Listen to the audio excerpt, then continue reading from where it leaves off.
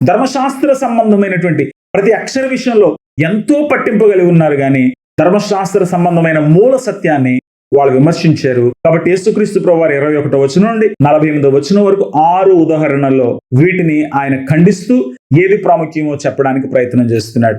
So ఇప్పుడు ఈ వచనం దగ్గరికి వద్దాం. నరహత్య చేయవద్దు, నరహత్య చేయువాడు విమర్శకు లోనగునని పూర్వీకులతో చెప్పబడిన మాట మీరు విన్నారు కదా. మీరు చెప్పబడిన మాట విన్నారు, కానీ వాస్తవం ఏంటో మీరు చూడండి. ఇది మన పెద్దవాళ్ళకి చెప్పారని మీరు అంటున్నారు, కానీ వాస్తవానికి దేవుడు ఏం కోరుతున్నారో మీరు తెలుసుకోండి. నరహత్య, దాని గ్రీకులో వాడిన పదం ఫనువో అనే పదం వాడారు. అంటే ఒక వ్యక్తిని అన్యాయంగా చంపడం, ఒక వ్యక్తిని దురుద్దేశంతో చంపడం, ఒక వ్యక్తిని కుట్రపూరితంగా చంపడం, దీన్ని నరహత్య అన్నారు. కానీ ప్రతి హత్య గురించి ఈ పదం మాట్లాడడం లేదు. నరహత్య చేయకూడదు అని దేవుడు చెప్పాడు కదా. కాబట్టి యుద్ధంలో సైనికుడుగా ఉండను, నక్సలైట్ల మీద పోరాడే పోలీసుడుగా నేను ఉండను, రాజుగారి దగ్గర సైన్యంలో నేను పనిచేయను అని ఒక వ్యక్తి అనడానికి అవకాశం ఉంది. ఎందుకంటే సైన్యంలో ఉంటే ఎవడొకరిని చంపాలి, పోలీసులుగా ఉంటే కొంతమందిని చంపాలి, కొన్ని నేరాలు ఆపాలంటే కొంతమందిని చంపాలి. దీని గురించి యేసు ప్రభు మాట్లాడడం లేదు. ఎందుకు, ఎలా తెలుస్తుంది మీకు అంటారేమో. ఎందుకంటే ఇక్కడ వాడిన పదాన్ని బట్టి చెప్పేయచ్చు. ఫనువో అనేటువంటి పదాన్ని వాడారు, కానీ గ్రీకులో చంపడానికి 2 పదాలు ఉన్నాయి. ఫనువో, అపోక్టైనో. అపోక్టైనో అంటే న్యాయంగా చంపడం, ఫనువో అంటే దురుద్దేశంతో చంపడం. యేసుప్రభు వారు దురుద్దేశంతో, కుట్రపూరితంగా, కక్షపూరితంగా ఇంకొక ప్రాణాన్ని తీసే హక్కు నీకు లేదు అని చెప్తున్నాడు, కానీ చంపడం తప్పు అని మాట్లాడడం లేదు. ఎందుకంటే చంపడం తప్పు అన్నాడు అనుకోండి, దేవుడు తన మాటను తానే విభేదించినట్టు. తల్లిదండ్రులను ఎవరైనా దూషిస్తే వాడు నిలబెట్టి రాళ్ళతో కూడా చంపేయమన్నాడు. మరి చంపొద్దని చెప్పు, నువ్వు ఎందుకు చంపమన్నావు? అక్కడే నరహత్య చేయొద్దన్నావు, కానీ నువ్వే చంపేయమంటున్నావు. ఆ రోజు ఆకాన్ అన్నటువంటి వాడు ఏవో దొంగదానం చేస్తే షీనారు పై వస్త్రాన్ని, ఒక బంగారు కమ్మిని, చిన్న చిన్న వస్తువులు తీసాడు. కానీ శపితమైంది తీసుకోవద్దు అని చెప్పాడు కనుక తీసుకున్నటువంటి కారణాన్న అతను తీసుకువెళ్ళి అందరి ముందు నిలబెట్టి అతని, అతని కుటుంబాన్ని, అతని పిల్లలను కూడా రాళ్ళతో కొట్టి చంపేయమన్నాడు. దారుణం కదండి. చంపొద్దు అని చెప్పిన దేవుడు ఎలా చంపమంటాడు? దేవుడు తన మాటను తానే విభేదిస్తున్నాడా అని మనం అర్థం చేసుకుంటాం. కానీ ఈ మాట అది కాదు, ఈ మాట అది కాదు. నరహత్య అనేటువంటి మాటలో అక్కడ వాడినటువంటి పదం రెడ్జా. హీబ్రూలో చంపడం అనే దానికి 2 పదాలు ఉన్నాయి, రెడ్జా, హరగ్ అని. హరగ్ అంటే న్యాయంగా, ఒక న్యాయమైన ఉద్దేశం కోసం, లేకపోతే దేవుని తీర్పుగా చంపడం. రెడ్జా అంటే కుట్రపూరితంగా, అన్యాయంగా చంపడం. నరహత్య పాపము గురించి మాట్లాడుతున్నాడు అంటే ధర్మశాస్త్రంలో ఎందును బట్టి అంటే అక్కడ కుట్రపూరితంగా జరిగే దాని గురించి మాట్లాడుతున్నాడు. ఈ పదం కొత్త నిబంధనలో 10 సార్లు కనపడుతుంది, పాత నిబంధనలో దాదాపు 47 సార్లు కనపడుతుంది.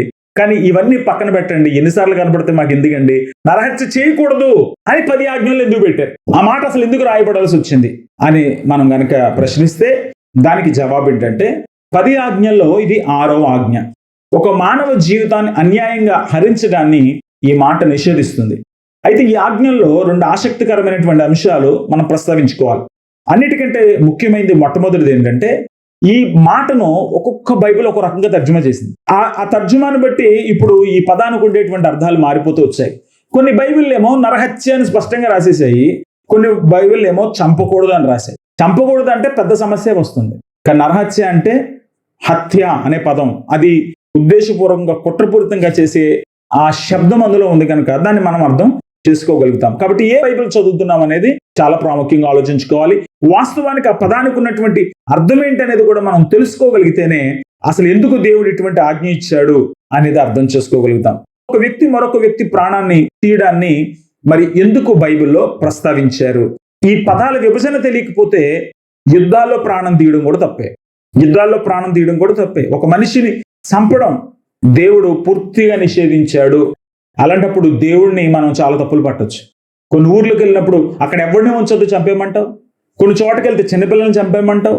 అంటే నువ్వు ఎంత దుర్మార్గుడు అని, నీ మాట నువ్వే కాదంటున్నావని దేవుని పైన మన నేరం వేసేటువంటి ప్రమాదం ఉంది. కానీ ఇక్కడ ఉన్నటువంటి మాటకు ఉన్నటువంటి అర్థం కుట్రపూరితంగా చంపడం. కానీ ఇక్కడ ప్రశ్న ఏంటంటే అసలు మనిషి ఎందుకు చంపుతాడు? ఎందుకు చంపుతాడు అసలు మనిషి? లేకపోతే ఒక మనిషి చంపడాన్ని దేవుడు ఎందుకు కాదంటున్నాడు? ఒక మనిషిని చంపడాన్ని కాదు, హత్య చేయడాన్ని దేవుడు కాదంటున్నాడు. ఎందుకు కాదంటున్నాడు? చంపడానికి హత్యకున్న అసలు తేడేంటి? ఏదైనా చంపడమే కదా? లేదు. ఇక్కడ ఆలోచన చేయాలి. ఆదికాండం 1:27 వచనం ఏం చెప్తుందంటే మనం దేవుని స్వరూపంలో చేయబడ్డాం. మన తోటి మనుషులతో మరియు దేవునితో సామరస్యంతో జీవించే విధంగానే దేవుడు మనల్ని తయారు చేశాడు. కాబట్టి మనం అందరితో సామరస్యంతో ఉన్నాం అనుకోండి, హ్యాపీగా ఉంటాం. ఎవరితోటైనా కొట్లాట ఉందనుకోండి, మన మనసు పాడైపోతుంది. ఎందుకంటే మనల్ని దేవుడు అలాగే తయారు చేశాడు. మనిషిని దేవుడు ఎలా తయారు చేశాడు? మనుషులమైనటువంటి మనల్ని ఒంటరిగా ఉండేటట్టు దేవుడు చేయలేదు. నువ్వు ఒంటరిగా ఉంటున్నావు అంటే ఏదో తేడా ఉంది. నువ్వు అందరితో కనపడకుండా చీకట్లో ఒక్కడే గదిలో ఉంటున్నావు అంటే నీలో ఒక పాపం వచ్చింది, నీలో ఒక దెయ్యం వచ్చింది, నువ్వు దేవునికి దూరం అయిపోతున్నావు. దేవునికి దూరం అయ్యేవాడు ఒంటరితనం కోరుకుంటాడు. ఎందుకంటే ఆ రోజున దేవుడు కనపడతా ఉంటే ఆదామేమో చీకట్లో దాక్కున్నాడు. ఆదాము ఎక్కడున్నావు అంటే నువ్వు వస్తావని నీకు భయపడి నేను నీకు కనపడకుండా దాక్కున్నాను అన్నాడు. కాబట్టి దాక్కునే లక్షణం ఏమిటది? దుష్క్రియలు చేయి ప్రతివాడు వెలుగును ద్వేషించను. ఎందుకు వెలుగు దగ్గరికి రాడంటే తన క్రియలు దుష్క్రియలుగా కడపడకున్నట్లు. అందరూ ఎందుకు కలవడంటే తను దొరికిపోతాడని. తను అన్ని విషయాల్లో కరెక్ట్గా ఉన్నటువంటి వాడు దేని విషయంలో కూడా దాపరికం అనేది ఉండదు. ఇక్కడ మనం అర్థం చేసుకోవాల్సింది ఏంటంటే అసలు మనిషి దేవుడు ఎలా తయారు చేశాడు? మనిషిని దేవుడు సోషల్ బీయింగ్, అంటే నలుగురితో కలిసే మనం ఉండగలుగుతాం. నలుగురు లేకపోతే మనం ఉండలేం. ఇది సహజంగా మనిషికి ఉండే లక్షణం. అందరితో సఖ్యతగా ఉండాలి. ఇది మనిషికి ఉండే లక్షణం. అందరితో గొడవలు పెట్టుకుని మనం ప్రశాంతంగా ఉండలేం. అందరితో గొడవలు పెట్టుకున్నవాడు వాడికి మనశ్శాంతి ఉండదు. వాడు ఒంటరిగా అంత మూడు ఆఫ్లో ఉంటారు, ఎప్పుడు చికాకుగా ఉంటారు. సో దేవుడు మనలను సామరస్యంతో జీవించేటట్టు చేశాడు. పాపం లోకంలోని ప్రవేశించిన తర్వాత ఈ పరిస్థితి అంతా మారిపోయింది. ఎప్పుడైతే అవ్వమ్మ గారు ఆ పండు తిన్నారో, లేకపోతే అవ్వమ్మ గారు ఆదమ్మ గారు కలిసి దేవుని ఆజ్ఞను అతిక్రమించారు, దేవుడు వాళ్ళని ఆ తోటలోంచి బయటకు గెంటేశాడు. దేవుడు వాళ్ళకు దూరం అవడం మొదలుపెట్టాడు. అప్పటి నుండే సమస్యలు మొదలయ్యాయి. అప్పటి నుండి ఎన్ని సమస్యలు వచ్చాయంటే ఆ మొట్టమొదటి కుటుంబంలోనే వాళ్ళకు పుట్టిన ఇద్దరు పిల్లల్లోనే ఒకడు ఇంకొకరిని చంపేశాడు. కయ్యను హేబేల్ని చంపేశాడు. హత్య అక్కడే మొదలైపోయింది. అసలు ఈ హత్యలు మొదలవడానికి కారణం ఏంటి? పాపం రావడానికి కారణం ఏంటి? దేవునికి దూరం అవడం. మనిషి ఎప్పుడు దేవుడికి దూరం అవుతాడో అప్పుడే ఇంకో మనిషిని చంపాలన్న ఆలోచన వస్తుంది. నేనే బాగుండాలి, ఇంకొకరు బాగోకూడదు అనే ఆలోచన వస్తుంది. దేవుడు ఉన్నటువంటి వాడు అందరూ బాగుండాలని కోరుకుంటాడు. కొంతమంది ఆటోలు వెనకాల రాసుకుంటారు, అందరూ బాగుండాలి, అందులో నేను ఉండాలని.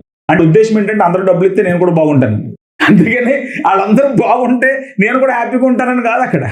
సో కొంతమంది స్వార్థంతోనే అటువంటి మాటలు ఆలోచిస్తారు. అంతేగాని వాస్తవంగా అందరినీ ప్రేమించి కాదు. అందరినీ ప్రేమించేవాడు ఏం చేస్తాడు? అందరు బాగు కోసం ఎక్కువగా ప్రయత్నం చేస్తాడు. సో ఎప్పుడు పాపం వచ్చిందో అప్పుడు పరిస్థితి మారిపోయింది. పాపం లోకంలో ప్రవేశించింది గనక ఒక వ్యక్తి మరొక వ్యక్తిపై హింసాత్మకంగా వ్యవహరించడం ఆరంభమైంది. కోపం, ఈర్ష్య, గర్వం, ద్వేషం అనేవి మరొక వ్యక్తి జీవితాన్ని అంతమొందించాలనే క్రోధంతో మానవ హృదయాన్ని నింపేశాయి. కాబట్టి కయ్యేను తన సొంత తమ్ముడిని చంపడానికి వెనుకాడలేదు. అప్పటి నుండి ఒక వ్యక్తి మరొక వ్యక్తిని చంపడం అనేది పరిపాటైపోయింది. అక్కడ మొదలైందండి. లెమక్ అనేటువంటి వాడు అంటాడు, మరి కయ్యను ఒకరిని చంపాడు, నేను ఒకరిని చంపేశాను అంటాడు. ఇలాగా చంపడం అనేది పరిపాటు అయిపోయింది. ఒకళ్ళు చంపుకోవడం. ఆ తర్వాత కూడా ఈ హత్యలు ఎంత ఎక్కువైపోయినాయి అంటే ఆదికాండం 6వ అధ్యాయంలో మనం చూస్తాం. వాళ్ళ అక్రమం చాలా విస్తరించిపోయింది అంటాడు. అక్రమం అన్న చోట విచ్చలవిడిగా వాళ్ళు ఆడపిల్లలతో తిరగడం మాత్రమే కాదు, దారుణంగా వాళ్ళు ప్రవర్తిస్తూ బలవంతుడు బలహీనుని చంపేయడం, హత్యలు విపరీతంగా పెరగడం కూడా ఆ రోజున ఆ సమాజంలో ఉన్నటువంటి దురాగతంగా మనం చెప్పుకోవాలి. అప్పుడు ఇవన్నీ కూడా పెరిగిపోయాయి గనక దేవుడు ఈ మనుషుల విషయంలో నేను విసిగిపోయాను, ఈ మనుషుల్ని నేనే ఉంచకూడదు, వీళ్ళు మొత్తం పూర్తిగా నేనేమనుకుంటున్నానో, నా మనసు ఏం కోరుకుంటుందో దానికి వ్యతిరేకంగా వీళ్ళు మొత్తం తయారైపోయారు. ఇప్పుడు నీతిమంతుడు ఒక నోవ కనపడితే అతని సంతానాన్ని మాత్రమే ఆ ఓడ ద్వారా తప్పించి మిగతా వాళ్ళందరినీ చంపేశాడు, మిగతా వాళ్ళందరినీ నాశనం చేసాడు. అయితే ఆ తర్వాత ఏం జరిగింది?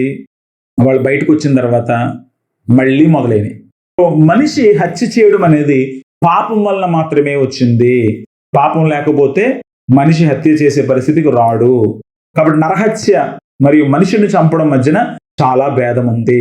చంపడం అనేటువంటి దాంట్లో పాపం లేకపోవచ్చు, పాప సంబంధమైన ఆలోచన లేకపోవచ్చు.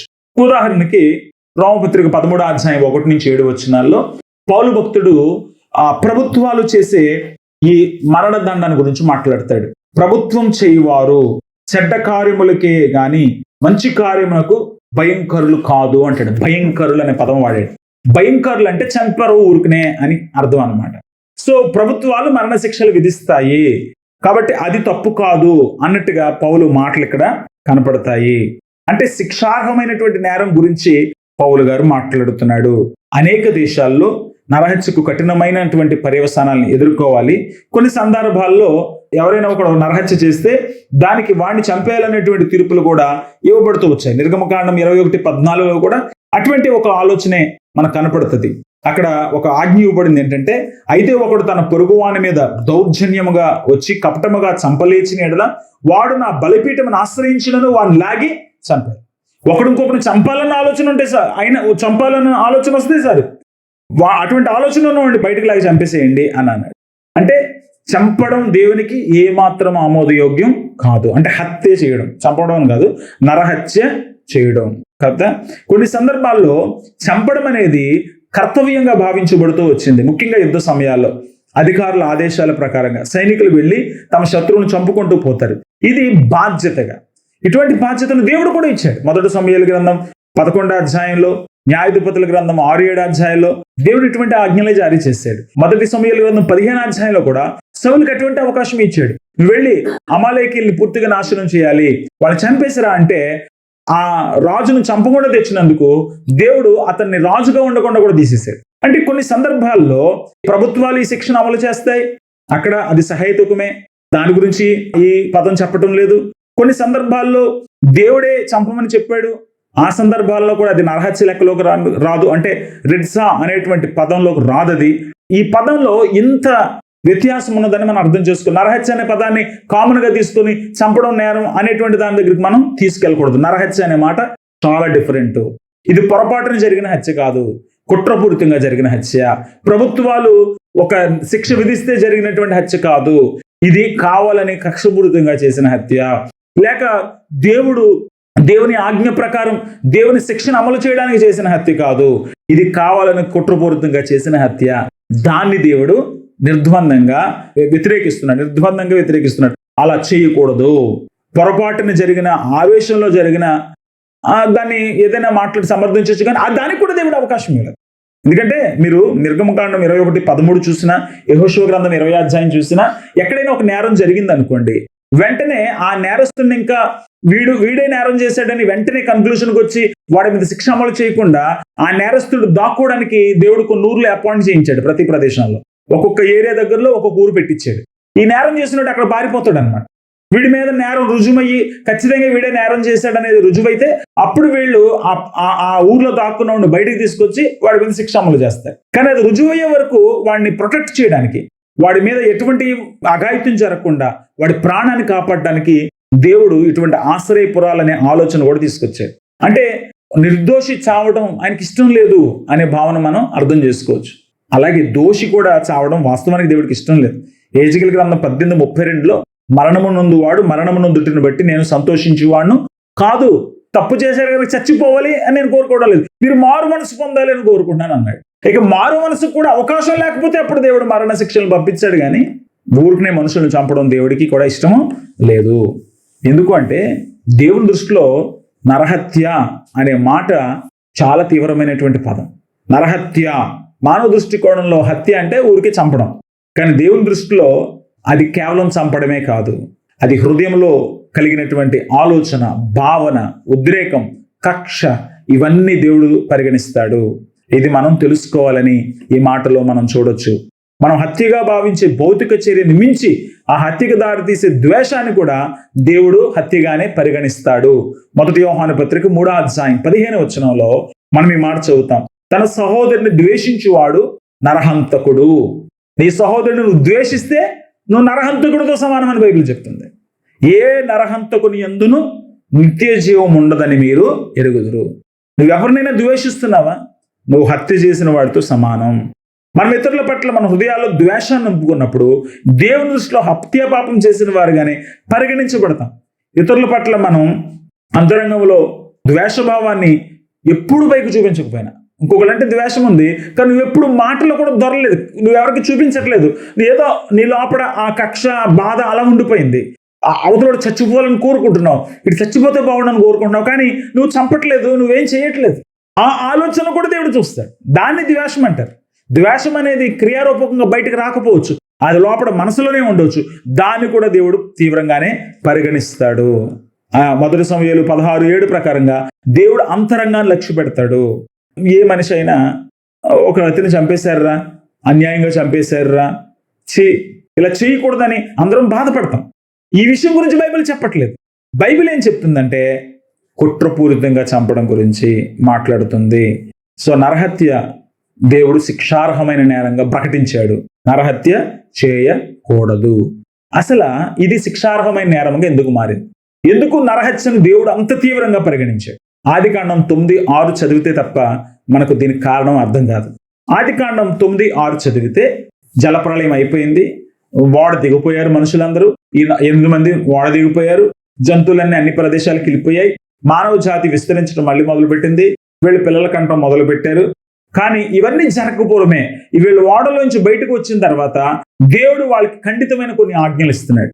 అందులో ఈ మాట కూడా ఉంది. ఏంటి అంటే, నరుని రక్తము చిందించు వాని రక్తము నరుని వల్లనే చిందింపబడును, ఏలయనగా దేవుడు తన స్వరూపమందు నరుని చేశాను. ఎందుకు మనిషిని చంపిన వాడిని కూడా చంపించేస్తాను అన్నట్టుగా ఈ మాట దేవుడు ఇస్తున్నాడంటే కారణం చెప్తున్నాడు. ఎందుకంటే మనిషిని నేను నా స్వరూపంలో చేసుకున్నాను, ఏలయనగా దేవుడు తన స్వరూపమందు నరుని చేశాడు.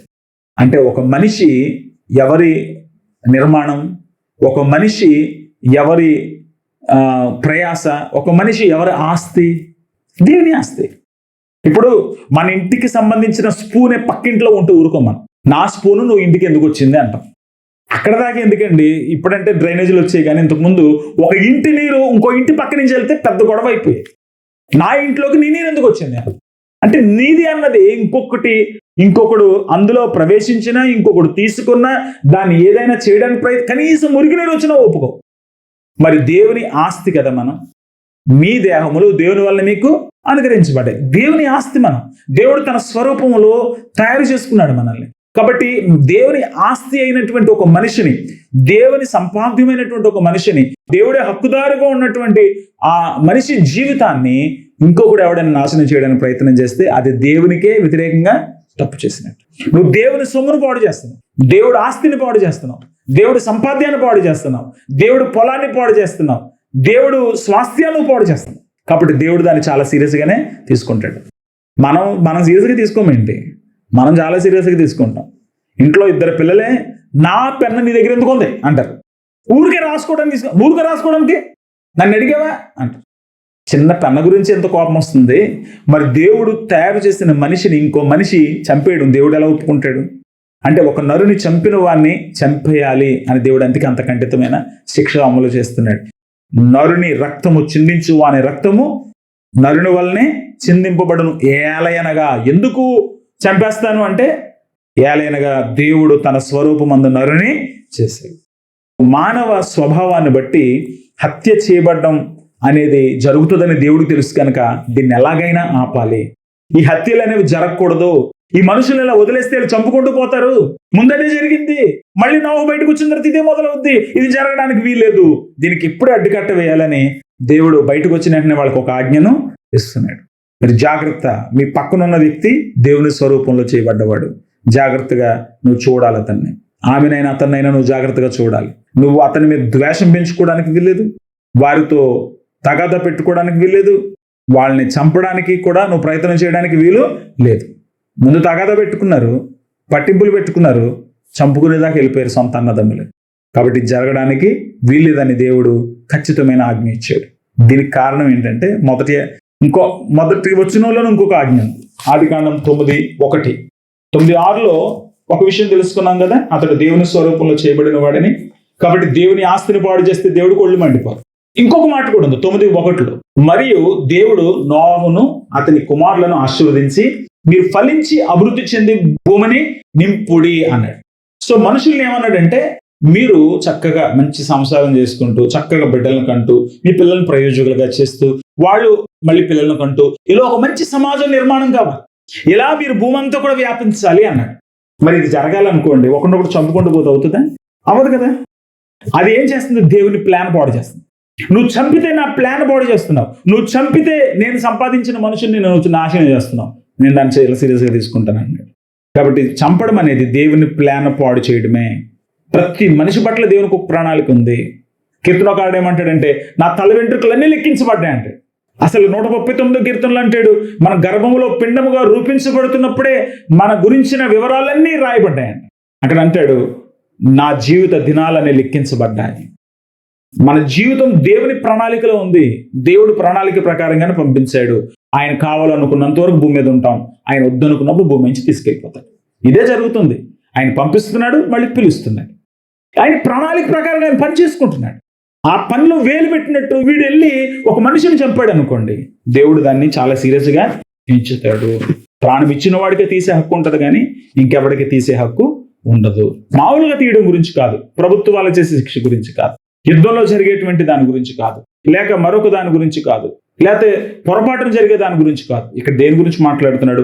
కక్షపూరితంగా, కుట్రపూరితంగా, కేవలం ఇంకో మనిషిని నాశనం చేద్దాం అన్నటువంటి ఉద్దేశంతో చేసే హత్య గురించి మాట్లాడుతున్నాడు.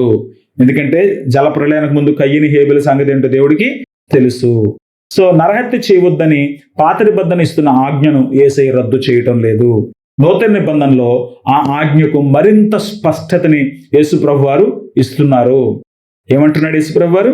నరహత్య చేయవద్దు, నరహత్య చేయువాడు విమర్శనకు లోనగునని పూర్వీకులతో చెప్పబడిన మాట మీరు విన్నారు కదా. నేను మీతో చెప్పినదేమనగా, తన సహోదరుని మీద కోపపడి ప్రతివాడు విమర్శకు లోనగును. నరహత్య చేయొద్దని చెప్పిన మాట విన్నారు కదా. నేనేమంటున్నానంటే ఇంక కొంచెం కోప్పడినా కూడా నువ్వు నరకానికి వెళ్ళిపోతావు. నరహత్య చేస్తే కాదు, కోప్పడినా కూడా నువ్వు తీర్పుకి వెళ్ళిపోతావు. విమర్శకు లోనగును. తన సహోదరుని చూచి వ్యర్థుడా అని చెప్పువాడు. కోప్పడ్డారు, రైట్ అనండి. వ్యర్థుడా అంటే కూడా వెళ్ళిపోతానా? తెలుగులో బల తర్జుమా చేశారు వ్యర్థుడా అని. దాని అచ్చమైన అర్థం, అక్కడ ఉన్న వాడిన మాటకు అచ్చమైన అర్థం ఏంటంటే యూజ్లెస్ ఫెలో అంటాం మనం. నువ్వు పనికిమాలినోడా అని ఎవరిని గురించి అనకూడదంట. నువ్వు ఎవరిని అంటున్నావు పనికిమాలినోడా అని? దేవుడు సృష్టించిన మనిషి గురించి అంటున్నావు. ఊరుకుంటాడా దేవుడు? ఊరుకుంటాడా? దేవుడు తయారు చేసిన మనిషిని నువ్వు వీడు పనికిమాలినోడు అంటావు, నువ్వెవడవి? అందుకే దేవుడు దాన్ని ఎంత దారుణంగా తీసుకుంటున్నాడు అంటే, తన సహోదరుని మీద కోపపడి ప్రతివాడు, కోపానికి అవకాశం లేదు.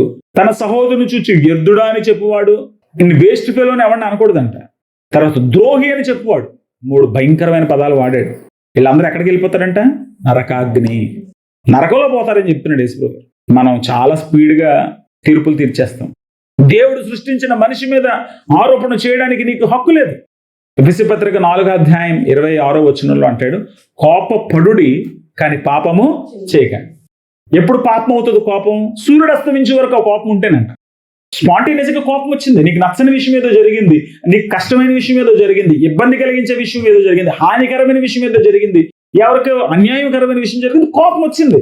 కోపం రావడం తప్పు కాదు, కోపం దేవుడిచ్చిన సహజమైన స్పందన. యేసుప్రభువు కూడా కోపం వచ్చింది. కోపం వచ్చి వెంటనే అక్కడున్న దేవాలయం దగ్గరికి వెళ్ళి అక్కడ ఉన్నాయని తీసి లాగి పారేశాడు. కానీ ద్వేషించలేదు, వాళ్ళ క్షేమం కోరుకున్నాడు. సిలువ మీద ఆయన మేకలు పెట్టి కొట్టిన, కొరడాలతో కొట్టిన, ఆయన ఇష్టం వచ్చినట్టు తిట్టినా, నువ్వు దేవుడు దిగిరా అన్నా సరే, తండ్రి వీరు ఏం చేస్తున్నారు, వీరిని క్షమించన్నాడు. సో కోపపడచ్చు, కానీ కోపాన్ని పాపంగా చేసుకుంటాం మనం. ఇక్కడ చాలా సమస్య వచ్చేస్తుంది. మరి తప్పు చేసినప్పుడు అందరూ అంటే అన్నావు, కానీ దాన్ని మెయింటైన్ చేయొద్దు, దాన్ని దాచుకోవద్దు. సో ఇక్కడ మనం ఏం చూస్తున్నామంటే, కోపం, ఆ కోపం గురించి యేసుప్రభు మాట్లాడలేదు. ఆ కోపం గురించి కాదు, కోపం కక్షగా మారిపోతుంది కొంతమందికి. ఇందాక ఒక కుర్రాడు గురించి చెప్పాను కదా, వాడు కక్షగా మారిపోయింది. ఆ కక్ష ప్రతీకారం దాకా తీసుకెళ్ళింది. దాని గురించి యేసుప్రభు మాట్లాడుతున్నాడు. వ్యర్థుడా, ఊరికే ఓ మాట గురించి మాట్లాడడం లేదు. ఆ హీబ్రూ సంప్రదాయంలో ఆ వ్యర్థుడా అనేటువంటి మాట చాలా భయంకరమైన మాట అంట ఆ రోజుల్లో. అంటే వాడిని నిట్ట నిలువున వాడి పరువు తీసి, నిట్ట నిలువున వాడి జీవితాన్ని సర్వనాశనం చేసినట్టుగా మాట్లాడటం అనమాట. కొంతమంది ఎంత అవమానకరంగా మాట్లాడతారంటే, అవతల వ్యక్తి ఆ మాటలు విని చచ్చిపోవాలనిపిస్తుంది. ఆ మాటలు బూతులు ఉండకపోవచ్చు, కానీ అవతల వాళ్ళ పరువు పూర్తిగా పోయేటట్టుగా మాట్లాడతారు. ఇటువంటి మాటల గురించి మాట్లాడుతున్నాడు. పదం గురించి కాదు, అటువంటి భావన గురించి మాట్లాడుతున్నాడు. అవతల వ్యక్తిని హీనపరిచేటువంటి హక్కు నీకు లేదు, ఎవరిని హీనపరిచే హక్కు లేదు. మన వాళ్ళు ఎంత దౌర్భాగ్యులు అంటే, ఒకడు కుంటి కాలుతో నడుస్తున్నాడు అనుకోండి, వాడి గురించి మాట్లాడుకుంటారు. ఒకడు గుడ్డోడు అనుకోండి, వాడి గురించి మాట్లాడుకుంటారు. ఎంత నీచంగా మాట్లాడుకుంటారు కదా. పెద్దేదో వీళ్ళంతా ఓడబోడు చేస్తున్నట్టు, ఎవరికైనా చదువు రాకపోతే వాడి గురించి మాట్లాడతారు, ఎవరికైనా ఏదైనా పని చేత కాకపోతే వాడి గురించి మాట్లాడతారు. ఎంత దారుణంగా మాట్లాడతారంటే, వాడు ఇంకా చెయ్యగలిగిన పని కూడా చేయడు. కొంతమందిని చూడండి, మనం ప్రోత్సహించామనుకోండి, వాడు చెయ్యలేని పని కూడా చేయడానికి ప్రయత్నం చేయొచ్చు. ఒకవేళ అందులో సఫలం అవ్వచ్చు, లేక విఫలం అవ్వచ్చు. కానీ చేయగలిగిన వాడు కూడా నువ్వేం చేస్తావురా అన్నాం అనుకోండి, చేసేవాడు కూడా మనసిపోతాం. సో కొంతమంది ఎలా ఉంటాయంటే, వాళ్ళ మాటలు అవతల వ్యక్తిని పూర్తిగా నాశనం చేసేటట్టుగా ఉంటాయి. అటువంటి మాటల గురించి యేసుప్రభు మాట్లాడుతున్నాడు. ఊరికే పదాల గురించి కాదు. కాబట్టి కోపపడు ప్రతివాడు వ్యర్థుడా అనేటువంటి వాడు, లేక ద్రోహి అనేటువంటి వాడు. ద్రోహి అంటే నువ్వు తీర్పు తీర్చేస్తున్నావు. నీకెవడు చెప్పాడు? బయటికి కోపంగా కనపడే వాళ్ళంతా కూడా నిజంగా ద్రోహులు కాకపోవచ్చేమో.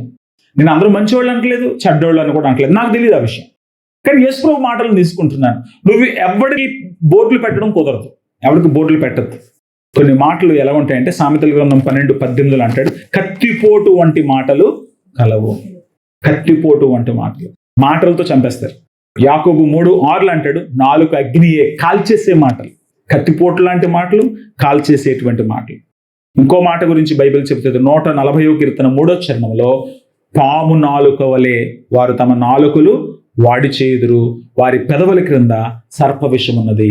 మాటలు ఎలా ఉంటాయంటే కొంతమంది విషంలాగా ఉంటాయి. విషం ఎలా చంపేస్తుందో అలా అవతలని చంపేస్తాయి. కొంతమంది మాటలు ఎలా ఉంటాయంట, అగ్గి ఎలా కాల్చేస్తుందో అలా కాల్చేస్తాయి. కొంతమంది మాటలు ఎలా ఉంటాయంటే కత్తిపోటులాగా ఉంటాయంట. సో ఇటువంటి మాటల నేపథ్యం ఎవరికున్నదో, ఈ విధంగా ఇంటెన్షనల్గా అంటే ఉద్దేశపూర్వకంగా ఇంకో మనిషి జీవితాన్ని నాశనం చేయాలి, వీడిని 4 మాటలని ఆయన అవమానంతో చచ్చిపోయేటట్టు చేయాలి, వీటి నిజంగా చంపడు, మాటలు అనేసి చంపేస్తాడు అండి. సమాజంలో చంపేస్తారు, తప్పుడు మాటలు ప్రచారం చేసి సమాజంలో ఆయన చంపేస్తారు. వాడు ఇంకా నలుగురు తలెత్తుకులుగా వాడు అలాగే వస్తాడు. సో ఇటువంటి రకమైనటువంటి విధానం తప్పు, అది హత్య కంటే భయంకరం. కాబట్టి అటువంటి విధానం వద్దు అనేది యేసు ప్రభు వారి మాటలుగా మనం అర్థం చేసుకోవాలి. ఎందుకంటే ఇటువంటి స్వభావం, పగ ప్రతీకారాలు తీర్చుకోవడం అనేటువంటి ఈ స్వభావం ఎవరికి ఉంటుందో తెలుసా? ఎవరు సైతాను సంబంధులో వాళ్ళకు ఉంటుంది. 1 యోహాను పత్రిక 3:12 ఒక మాట ఉంటుంది, మనము కయ్యను వంటి వారమై ఉండరాదు, వాడు దుష్టుని సంబంధి అయి తన సహోదరిని చంపాడు. వాడెవడు? ఎందుకు చంపాడు? వాడు దుష్టుని సంబంధి. ఆడి ఫ్రెండ్ ఎవడు? సైతాన్ గాడు. ఆ సైతాన్ గాడు ఏం చేస్తున్నాడు? చంపే అంటున్నాడు. అందుకే ముందే చెప్పాను నేను, నీ హృదయంలో యేసు ప్రభు ఉంటే చంపమంటాడు, బతికించమంటాడు. నీ హృదయంలో యేసు ప్రభు ఉంటే క్షమించమంటాడు, కోపగించుకోమంటాడు. నీ హృదయంలో యేసు ప్రభు ఉంటే ప్రేమించమంటాడు, ద్వేషించమంటాడు. నీ హృదయంలో యేసు ప్రభు ఉంటే నీ స్పందన ఎలా ఉంటుంది? లోన దెయ్యం ఉంటే, సైతాన్ గాడు ఉంటే.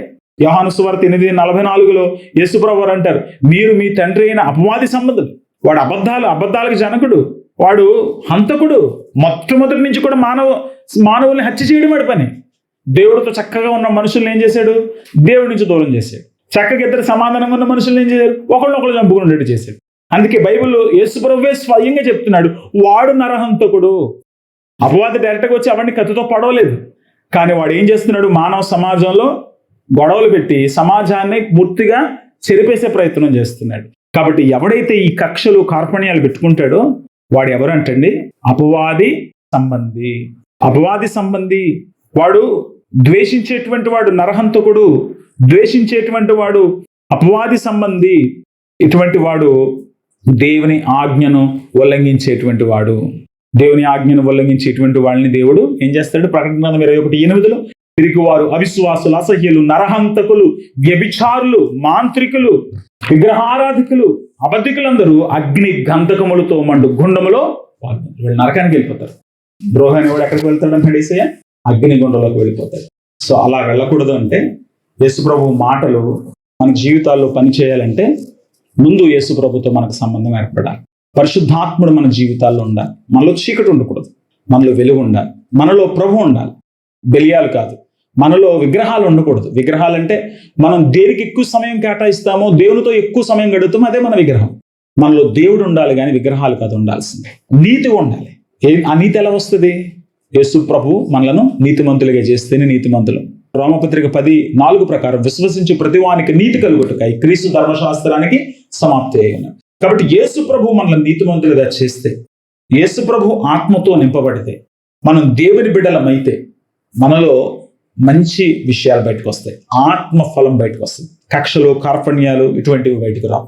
పాపం రాకపోవడం గురించి మాట్లాడడం లేదు, కానీ పాపం గురించి మాట్లాడుతున్నాను. యేసు ప్రభు పాపం గురించి మాట్లాడుతున్నాడు, పదాల గురించి మాట్లాడడం లేదు. పదాల వెనకాల ఉన్న కుట్రల గురించి మాట్లాడుతున్నాడు. క్రియల గురించి మాట్లాడటం లేదు, క్రియల వెనకాల ఉన్నటువంటి ఉద్దేశాల గురించి మాట్లాడుతున్నాడు. వ్యక్తి బయటి జీవితం గురించి మాట్లాడడం లేదు, వ్యక్తి అంతరంగ జీవితం గురించి మాట్లాడుతున్నాడు. యేసుప్రభు మాటలు అర్థమైతే మన హృదయాల్లో మార్పును కలిగి ఉండి మారు మనసు కలిగిన వారమై నిరంతరం దేవునితో మన సంబంధాన్ని కాపాడుకోవడం మీద శ్రద్ధ వహిస్తే పరిశుద్ధాత్మ దేవుడు మన జీవితాల్ని అపురూపంగా అనుకూలంగా ఆశీర్వాదకరంగా మార్చేస్తాడు. అపవాది మన జీవితంలో ఉంటే ఏమవుతుంది? ఆడి నరహంతకుడు, చంపమంటాడు, ద్వేషం పెంచుతాడు, ఈర్ష్య పెంచుతాడు, కక్షలు పెంచుతాడు. అదే పరిశుద్ధాత్మ దేవుడు మనలో ఉంటే ప్రేమను పెంచుతాడు. ప్రేమ, సంతోషము, సమాధానం, దీర్ఘశాంతం, దయాళుత్వం, మంచితనం, సాత్విక, విశ్వాసం, ఆశనిధి. ఈ ఆత్మ ఫలం పరిశుద్ధాత్మ దేవుడు ఉంటేనే జరుగుతుంది. కాబట్టి మీ వెలుగు ప్రకాశించాలి. మీ క్రియలు, మీ పద్ధతులు, మీ ప్రవర్తన బాగుండాలి. ఆ హత్య చేయడమే తప్పు అనుకుంటున్నారు వాళ్ళు, కానీ అంతరంగంలో ఉద్దేశాలు కూడా ఉండకూడదు. ఆ ఉద్దేశాలు రాకుండా ఉండాలంటే మీరు వెలిగించబడాలి. మీరు వెలిగించబడాలంటే దేవుడే చూసుకుంటాడు ఆ పని. మీరు వెలుగును ప్రసరించనివ్వండి. మీరు మీ నీతి శాస్త్రుల నీతి కంటే ఎక్కువ కావాలి. సో ఇవన్నీ యేసుప్రభు మాటలుగా మనం అర్థం చేసుకుంటే మనం ఆశీర్వదించబడతాం. ఇంకో మనిషిని దేవుని ప్రతినిధిగానే చూస్తాం, ఇంకొక మనిషిని దేవుని ప్రణాళికలో భాగంగానే చూస్తాం. కాబట్టి దేవుని ప్రణాళికకు విఘాతం కలిగించిన, దేవుని రూపంలో ఉన్న ఇంకో మనిషిని మనం నీచంగా మాట్లాడిన దేవుడు సహించడు. చంపేదాకా అక్కర్లేదు, నీచంగా మాట్లాడినా కూడా దేవుడు సహించడు. ఇది మనం ఇవాళ అర్థం చేసుకోవాలి. దేవుడి మాటలు మనం వినికిడును ఆశీర్వదించండి.